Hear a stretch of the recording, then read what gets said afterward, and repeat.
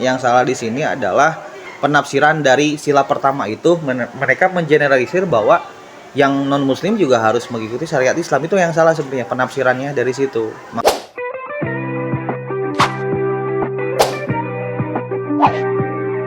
Assalamualaikum warahmatullahi wabarakatuh. Waalaikumsalam warahmatullahi wabarakatuh. Jadi di sini kita sudah bersama Pak Vicky Amiruddin yang ingin kita wawancara tentang Piagam Jakarta. Nah, izin sebelumnya Pak Vicky, kita mau menjelaskan dulu sedikit tentang Piagam Jakarta. Piagam Jakarta adalah naskah berisi rumusan dasar negara Indonesia yang disusun oleh Panitia 9 pada tanggal 22 Juni tahun 1945. Isinya berupa rancangan pembukaan UUD 1945 yang memuat Pancasila dengan sila pertama berbunyi ketuhanan dengan kewajiban menjalankan syariat Islam bagi pemeluknya. Namun kalimat itu kemudian diubah menjadi ketuhanan yang Maha Esa pada 18 Agustus 1945 demi menjaga persatuan bangsa. Singkatnya, Piagam Jakarta adalah cikal bakal lahirnya Pancasila dan pembukaan UUD 1945. Kita langsung ke pertanyaannya apa ya? Yep. Bapak bisa jelasin nggak tentang Piagam Jakarta itu apa, Pak? Oke, Piagam Jakarta. Piagam Jakarta itu sebenarnya produk dari tim 9 yang waktu itu ditugaskan untuk merumuskan atau menggabungkan ide-ide yang sudah ada yang disampaikan oleh beberapa tokoh nasional seperti Muhammad Yamin, Soekarno, ya. Itu dirangkum menjadi satu produk yang disebut Piagam Jakarta, ya. Yang jadi permasalahan di sini adalah kan mempermasalahkan sila yang pertama, ya, ketuhanan yang berdasarkan syariat Islam tersebut, yang itu beberapa golongan menyebutkan itu tidak mewakili seluruh aspek kelompok yang ada di Indonesia sendiri. Oleh karena itu kan terjadilah perubahan tersebut yang dilakukan oleh tim 9 sendiri dan menghasilkan Pancasila yang sekarang kita kenal. Baik, Pak, terima kasih. Langsung saja ke pertanyaan kedua ya, untuk mempersingkat waktu. Bapak tahu nggak sih bagaimana proses penghapusan 7 kata yang ada di Piagam Jakarta itu, Pak? Nah, ini untuk penghapusan Piagam Jakarta ini sebenarnya beberapa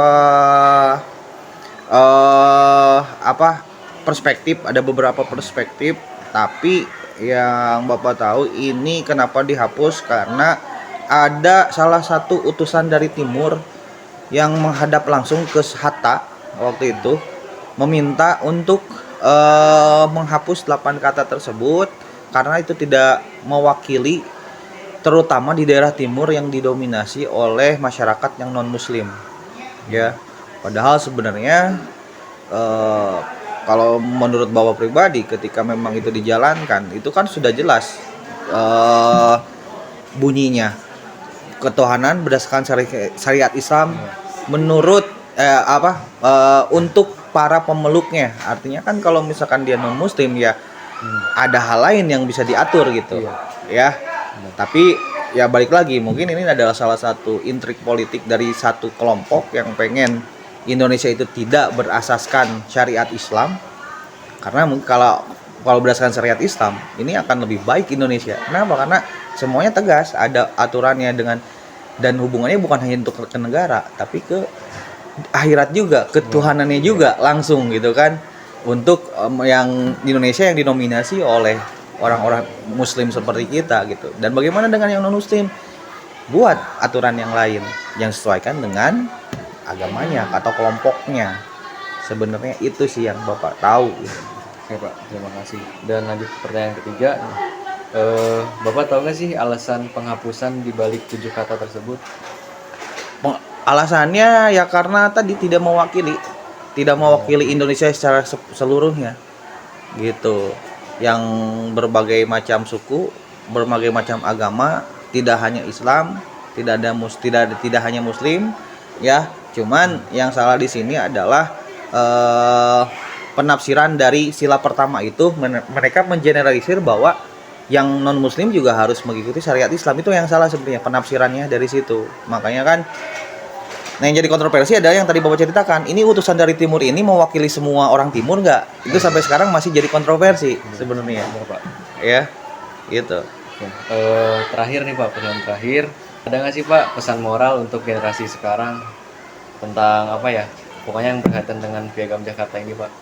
Untuk sekarang untuk anak-anak ataupun masyarakat yang mengetahui bagaimana Piagam Jakarta itu sebenarnya tidak usah lagi kecewa dengan keputusan yang sudah diputuskan oleh para pendiri bangsa kita. Ya, percuma kita melakukan hal apapun atau memperjuangkan Indonesia menjadi negara Islam segala macam.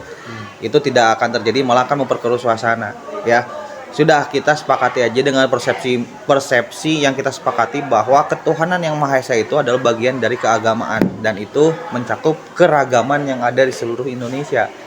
Ya, dan kita jalankan dengan dasar negara seperti itu. Toh tetap keagamaan itu ada di posisi pertama. Jadi utama, dan jadikanlah keragaman ini menjadi suatu hal yang membuat berwarna dalam satu negara. Masalah agama dalam hal Islam kan sudah dijelaskan bahwa agamaku dan agamamu silahkan. Ya, yang pasti Pancasila itu adalah merangkum seluruh agama yang ada di Indonesia dan ketuhanan menjadi sila pertama dan harus jadi utama berartinya dalam menjalani kehidupan di Indonesia. Itu udah.